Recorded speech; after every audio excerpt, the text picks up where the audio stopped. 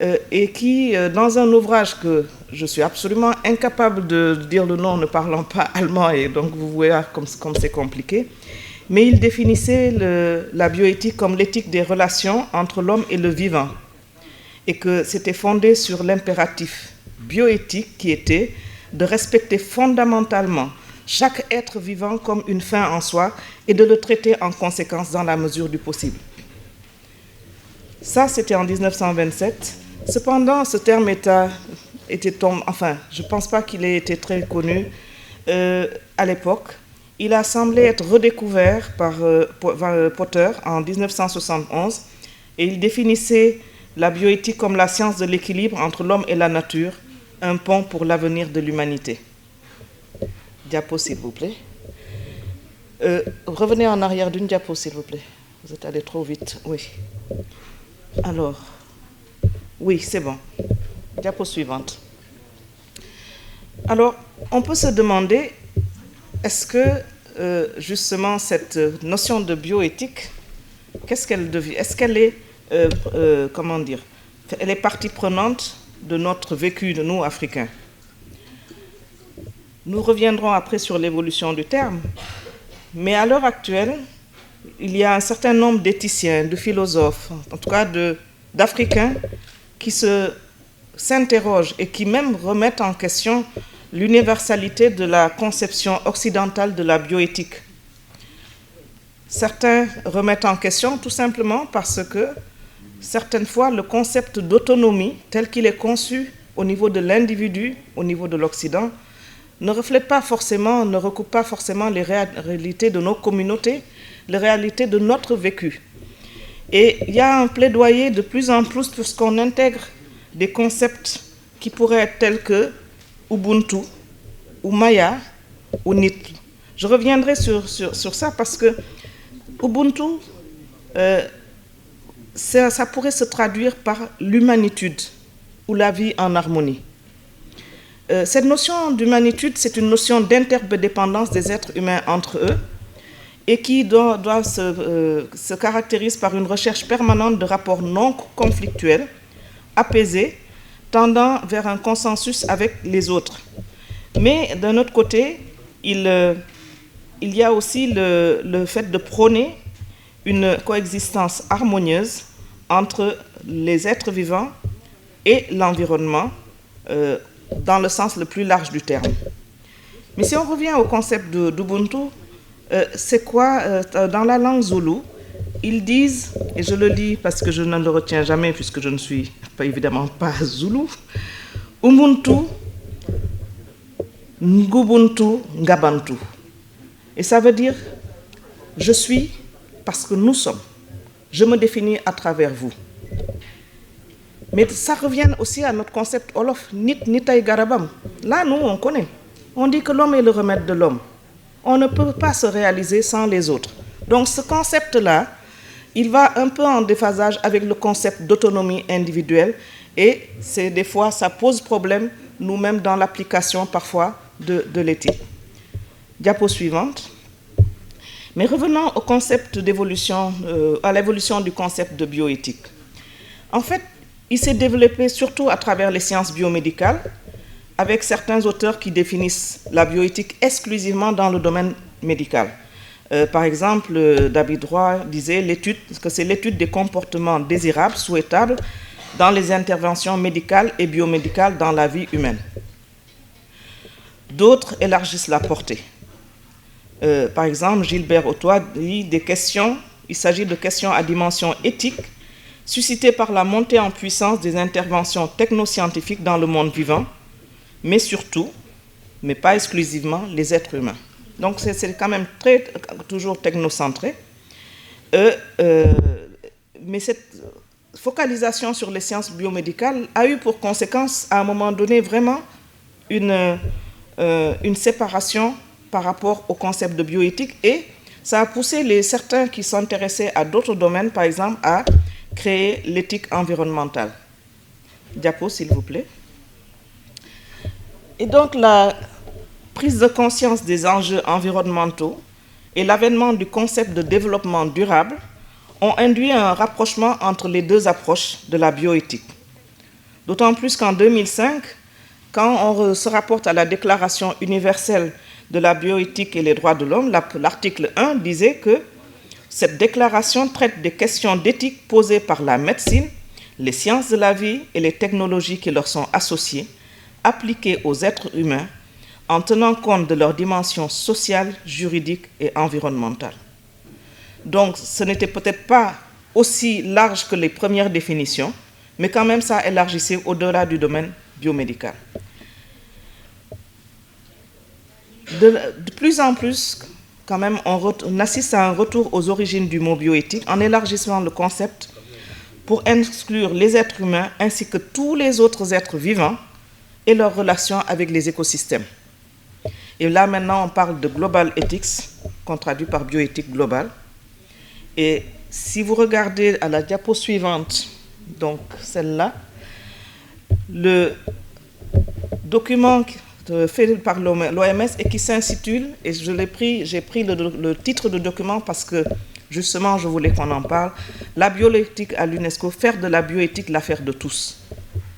Parce que c'est réellement l'affaire de tous.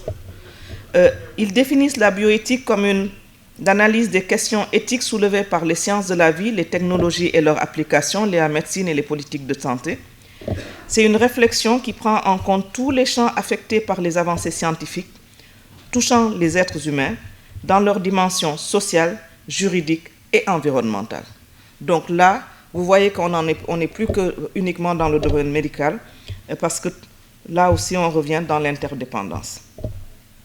Alors, sur les deux diapos, je vais passer rapidement, mais on va s'arrêter quand même une seconde, parce que, évidemment, mes prédécesseurs ont largement défini ce qu'était l'édition génomique. Mais je voulais juste revenir sur le fait que, comme disait le professeur Ndiaye, ça date de très longtemps. C'est depuis les années 70, en fait, on fait de l'édition génomique, à savoir la modification du génome d'une cellule, qu'elle soit d'origine humaine, animale ou végétale. Et le fait de pouvoir les couper par des nucléases. Mais ce qui a changé, en fait, depuis quand même 2012, c'est le fait que, comme elle a eu à nous le dire, la facilité de la technique CRISPR, son accessibilité à cause de son faible coût, de sorte que cette technique est présente dans pratiquement tous les laboratoires qui ont un minimum de niveau, en tout cas tous les laboratoires de biologie moléculaire, s'ils le veulent, ils accèdent le lendemain à la technologie CRISPR. Ça veut dire que là, il y a un changement d'échelle. Et ce changement d'échelle, comme on vous l'a dit, a des conséquences parce que, en fait, on ne voit pas encore les limites de ce qu'on ne pourrait pas faire. Diapo, s'il vous plaît. Alors, c'est vrai qu'à l'heure actuelle, vous êtes allé un peu trop loin, diapo précédente, voilà. Dans le domaine de l'édition génomique, on a parlé du domaine clinique, certes avec le remplacement de gènes défectueux ou une inactivation, simulation de gènes pour traiter des maladies, les thérapies géniques. Elles sont très en vogue, mais ça ne s'arrête pas à cela. Nous allons avoir notre collègue qui va parler j'imagine, du domaine de l'agroalimentaire, avec par exemple des productions d'espèces améliorées. Il semble actuellement, par exemple, qu'il y a des expériences en Argentine et au Uruguay de production de moutons et veaux génétiquement modifiés en vue d'augmenter leur masse musculaire. La masse musculaire veut dire que vous aurez des animaux plus gros, plus de poids, plus de revenus. On parle également de pouvoir avoir dans l'agronomie, se débarrasser des herbes nuisibles en créant des espèces végétales qui permettent de limiter les espèces envahissantes. Donc ça, c'est des choses. Le professeur Gassama a également parlé de la création de moustiques génétiquement modifiés pour éliminer l'une des espèces vectrices de maladie ou alors la rendre incapable de transmettre la maladie. Donc vous voyez que le champ est vraiment très large. Diapo, s'il vous plaît. Et juste pour vous donner une idée de l'ampleur de, de l'utilisation de cette édition génomique, rien que dans le domaine des essais cliniques, depuis 1985, il y a eu plus de 2000 essais cliniques qui ont été initiés. Et déjà, une dizaine de médicaments innovants de thérapie génique ont été approuvés, dont le premier, le Glibera, était contre le déficit familial en lipoprotéine lipase, qui a été commercialisé en 2012. Il a été arrêté ensuite et retiré par manque d'utilisateurs. Mais pourquoi manque d'utilisateurs? Quand je suis allée m'intéresser dans cet article-là, j'ai vu le coût d'un traitement, par exemple, par l'un des traitements, on annonçait 1 million d'euros, 600 000 euros. Je ne sais pas si vous vous rendez compte, je préfère le dire d'ailleurs, je pense en CFA, parce que je crois que ça sera plus marquant. 1 million d'euros, ça fait combien en CFA? Près de 650 millions de francs CFA pour un traitement. C'est vrai que pour le parent qui a son enfant malade, c'est inestimable. Même plusieurs milliards ne sauraient être. Mais regardez à l'échelle d'un pays ou à l'échelle du monde, comment on pourrait, comment dire, la différence d'égalité, de possibilités et de choix que ça va créer. Ça ne veut pas dire qu'on ne doit pas le faire. Ça veut dire qu'on doit réfléchir également à comment éventuellement prendre ça en charge. La diapo suivante. Donc, si on en revient aux enjeux éthiques de l'édition, on va avoir des enjeux liés à la sécurité de la technique. On en a parlé rapidement. Parce qu'en fait, c'est vrai que cette technique, elle n'est pas encore complètement comprise. Je ne sais pas si elle le sera un jour, parce qu'elle c'est le vivant, c'est la recomposition. Vous n'êtes pas sûr que vous allez avoir uniquement des coupures là où vous le souhaitez. Il y a eu des démonstrations chez les souris de risque de coupures hors zone avec création de mutations qui se sont révélées délétères. Ensuite, vous pouvez couper exactement là où vous voulez, mais l'interaction des gènes étant très complexe, on est loin d'avoir complètement compris en quoi la suppression d'un endroit dans un gène pourrait potentiellement avoir une répercussion ailleurs. On s'en est rendu compte là aussi lorsqu'il y avait les enfants bulles, qu'on a pu sortir de leur bulle. C'était des enfants qui n'avaient pas de système immunitaire, donc qui avaient qu'il fallait garder dans des bulles pour éviter qu'ils se contaminent parce qu'ils mouraient à la moindre contamination. Donc on était très content de pouvoir trouver une thérapie génique qui leur permettait de sortir de la bulle. Donc c'est vrai, mais on a eu un cas, enfin, je ne sais pas si c'est un seul, mais en tout cas ce cas-là, je l'ai lu, où cette thérapie génique a entraîné la suppression d'un suppresseur de cancer, enfin, et il a développé une leucémie. Ça ne veut pas dire qu'il ne faut pas peut-être sortir cet enfant ou le faire, mais ça veut dire qu'il faut savoir que le fait d'intervenir à un endroit peut avoir une répercussion inattendue parce que non connue et que ce n'est qu'avec le temps qu'on le saura. Ensuite, les enjeux qui sont liés... oui, alors la dernière chose, par exemple, par rapport à la sécurité, c'est les réactions à long terme des cellules modifiées. On n'en sait rien, on n'a pas assez de recul. Donc, peut-être que ce qu'on voit aujourd'hui qui semble positif, sur le long terme, peut amener peut-être des complications. Mais ça, c'est les études qui nous permettront de le montrer et il va nous falloir du temps. Les enjeux liés à la modification du patrimoine génétique humain. La peur la crainte vraiment fondamentale, c'est le fait d'avoir des modifications génétiques qui sont transmissibles à la descendance. Et c'est pour cela que tant que vous travaillez sur des cellules somatiques ou à l'échelle d'un individu pour soigner un gène défectueux, je pense que ça peut se comprendre.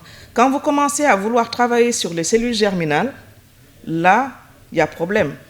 Or, il se trouve que, comme on dit, il y a un manque d'encadrement juridique d'abord, et quand il existe, il n'y a pas une unanimité. La Convention d'Oviedo en Europe vous dit, écoutez, on ne doit pas travailler sur des embryons qui soient viables et qu'on puisse transplanter, certes. Mais en même temps, si vous laissez travailler sur des cellules germinales, mais il faut bien qu'après, vous puissiez savoir l'impact de cela sur l'embryon qui va venir. Donc, certains pays, par exemple, sont plus permissifs, d'autres ne le sont pas. Il n'y a pas d'unanimité. Et en fait, vous pouvez, en vous déplaçant dans un pays plus tolérant à certains types de pratiques, élargir vos possibilités. Et donc, va se poser le problème de l'acceptabilité sociale de la modification du patrimoine commun de l'humanité. Ça, c'est le terme de l'UNESCO. C'est quelque chose qui nous appartient, tel que nous sommes aujourd'hui, qui sommes issus d'une longue évolution qui aboutit à l'Homo sapiens tel qu'on le connaît. Est-ce que la question qui se pose, c'est est-ce qu'on a le droit de pouvoir changer ce patrimoine commun? Mais on en a parlé également. L'une des enjeux éthiques, c'est la possibilité de dérive avec des modifications génétiques de confort, à savoir que ce n'est pas forcément une question de vie ou de mort, ce n'est pas une question de maladie, c'est parce qu'il y a des préférences parentales, il y a peut-être même une envie d'avoir un être qui corresponde à des critères bien précis. Et ça fait passer au tristement célèbre, lors de la Deuxième Guerre mondiale, la définition de l'arien parfait, qui était grand, blond, yeux bleus. Et si on se mettait maintenant à définir l'être humain parfait en lui donnant des caractéristiques? Donc, risque de dérive eugéniste, de sélection, en se disant on va se faire une sélection sur des critères que nous allons définir comme correspondant à l'être parfait. Et on va essayer d'augmenter effectivement certaines capacités, l'être humain augmenté, mais jusqu'où? Ce qu'on souvent on n'entend pas également, c'est les enjeux liés à l'environnement, l'impact sur la biodiversité. Et ça, on en revient à l'éthique environnementale, que souvent, quand les gens qui parlent d'éthique biomédicale, cet aspect, ils ne l'étudient pas forcément, ils ne l'intègrent pas dans leur réflexion. Or, c'est vrai qu'on peut envisager de régler certains problèmes de maladies infectieuses par l'édition génétique. Le souci qu'on a, c'est qu'on n'a pas encore suffisamment d'études qui montreraient l'impact sur la biodiversité. Rien ne dit que quand vous allez agir sur tel moustique pour pouvoir éliminer telle maladie, que ça ne va pas le rendre permissif à tel virus autre que vous n'aviez pas envisagé et qu'il va devenir autre chose que... D'autant plus il n'est pas dit que vous ayez la possibilité de pouvoir éliminer, même en éliminant toute une espèce. L'expérience a montré également que le plasmodium, il est très éclectique, il utilise plusieurs vecteurs et que des fois, quand il y avait tel vecteur qui disparaissait, il y avait un autre qui ressurgissait.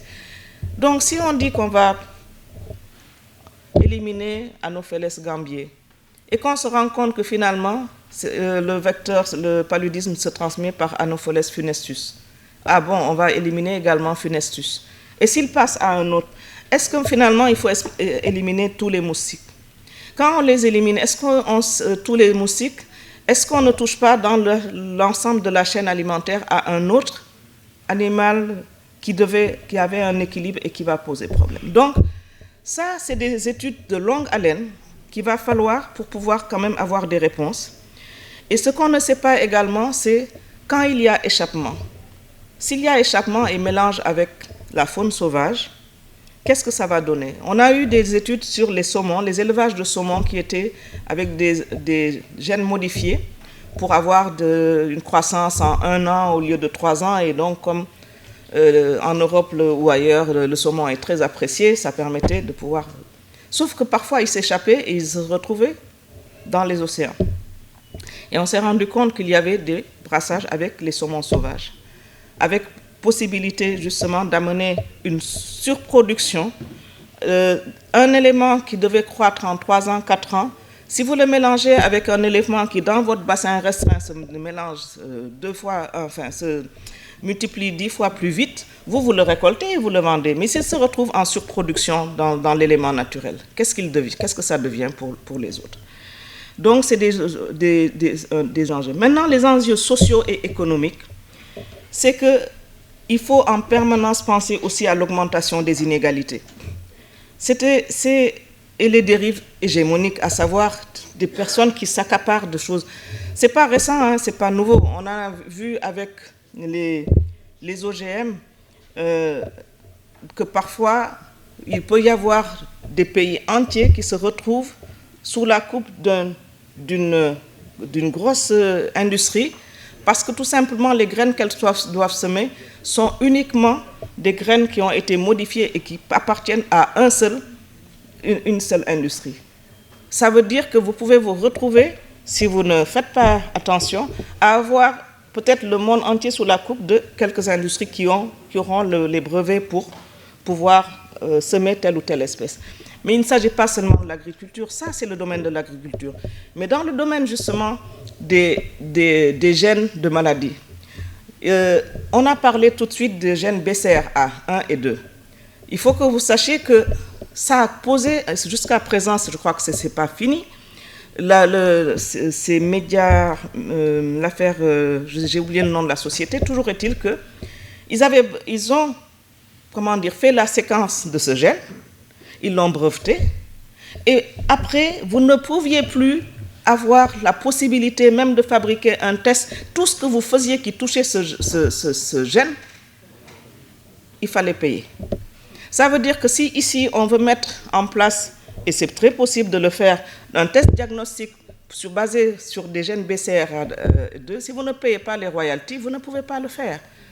Ça veut dire que vous allez avoir une exclusivité, une hégémonie, et on revient à la problématique de la brevetabilité du vivant. Est-ce que le fait de découvrir un gène, c'est une invention? Ou est-ce que c'est la technologie qui permet de le découvrir qui est l'invention? Jusqu'à présent, ce n'est pas réglé, ça fait l'objet de batailles juridiques qui sont absolument très complexes et qui continuent jusqu'à présent. Slide. Alors, en définitive, on va avoir cet équilibre, cette balance qu'il va falloir, sur laquelle il va falloir discuter. C'est une balance entre l'espoir de traiter, d'améliorer certaines maladies, d'avoir des bénéfices en termes de prévention de maladies transmises par les vecteurs, d'avoir des bénéfices en termes d'amélioration de la sécurité alimentaire et peut-être d'élimination d'espèces végétales nuisibles. On a vu par exemple parfois certaines algues qui, quand elles colonisent un endroit, le rendent impraticable, les plages on ne peut plus y accéder tellement ça envahit tout. Mais en face, on va avoir également des valeurs. Et la question qu'on va se poser, c'est est-ce qu'il y a une sacralité du patrimoine génétique? Il y a certains bioéthiciens qui, à l'heure actuelle, vous disent, vous savez, si ça peut servir à sauver des enfants qui autrement... Pourquoi est-ce qu'on dirait que le patrimoine génétique est sacré? Mais le problème, effectivement, c'est les risques de dérives graves avec cette approche transhumanisme des hommes augmentés. Est-ce qu'on va savoir s'arrêter au traitement ou est-ce qu'on va aller jusqu'à vouloir augmenter les capacités de l'homme? Le problème aussi, c'est le risque de mosaïsme, à savoir le fait que quand vous changez dans un organisme des gènes dans une cellule, il n'est pas dit en fait que ça se répercute dans l'ensemble des cellules. Et parfois, vous avez des organismes qui se retrouvent avec des parties de ci, des parties de ça. Et ça, on n'a pas encore réellement compris quel problème ça allait apporter et comment on pouvait contrecarrer cet effet-là.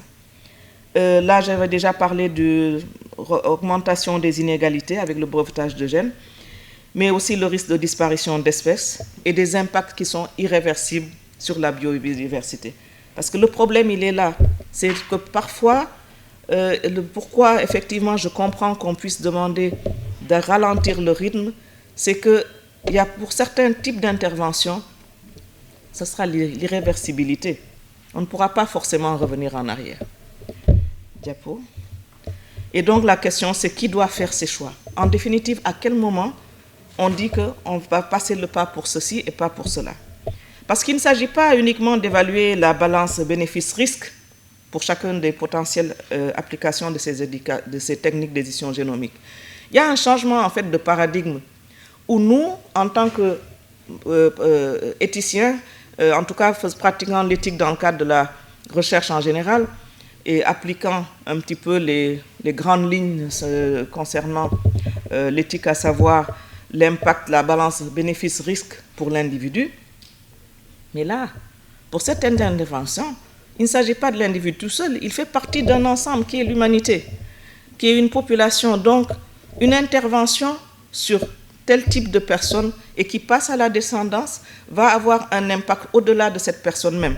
Donc, il va falloir faire une évaluation éthique globale, basée sur des valeurs qui sont en relation avec diverses questions relevant notamment du transhumanisme, de l'expérimentation animale, protection de l'environnement, impacts sociétaux. En fait, il faut une vision globale des choses. D'où la nécessité d'un débat de société intelligent, inclusif.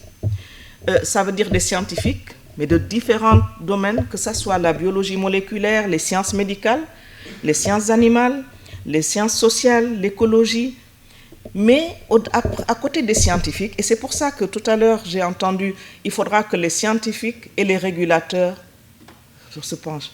Non, parce que justement, ça concerne tout le monde. C'est vraiment un débat de société avec aussi bien les sociétés civiles, les communautés, les citoyens, parce que tout le monde a le droit de pouvoir définir quel sera l'homme de demain. Est-ce que nous avons, quelle est notre position par rapport à certains types de choix? Il y a également nécessité d'études d'impact écologique, économique, sociétal en vue d'un développement durable qui soit véritablement, qui corresponde à un développement qui n'amène pas d'autres inconvénients autres. Mais nécessité, on a dit aussi, d'une gouvernance mondiale et de conventions internationales. Parce que, évidemment, si vous avez la permissivité ici et pas là, mais vous n'allez rien régler parce que, de toute façon, les gènes ne restent pas dans un endroit. Si vous dites que vous êtes d'accord pour faire un lâcher de moustiques à tel truc, à moins d'être dans une île du Pacifique isolée, il n'y a pas la frontière qui va retenir le moustique. Donc, il faut que vous vous mettiez d'accord pour avoir une démarche ensemble. Et pour d'autres types d'interventions, c'est à un niveau peut-être plus large. Et donc là, on a besoin, nous, de pouvoir se mettre ensemble et réfléchir. Parce qu'en conclusion, l'édition génomique constitue à la fois un espoir et un défi éthique. Elle ouvre sur des opportunités de réponse à des problématiques associées à divers domaines de la vie, comme on a eu à le voir. Elle suscite cependant des questionnements éthiques pour lesquels il est important de mettre en place des cadres de réflexion appropriés afin que nos pays ne soient pas absents de la réflexion globale. La mise en place de comité national de bioéthique pourrait constituer une réponse à ce besoin impérieux. Et pour finir, je voulais juste pour vous montrer que la bioéthique n'était pas du tout étrangère à l'Afrique. Vous citez cette citation rapportée par la tradition orale qu'on attribue à Soundiata Keïta, fondateur de l'Empire du Mali au XIIe siècle. Pour qu'un pays vive et s'ouvre à la prospérité, il doit contenir des hommes. Sinon, il connaîtra la désolation et la tristesse. L'homme est le joyau de la terre, donc il doit être protégé. Je vous remercie.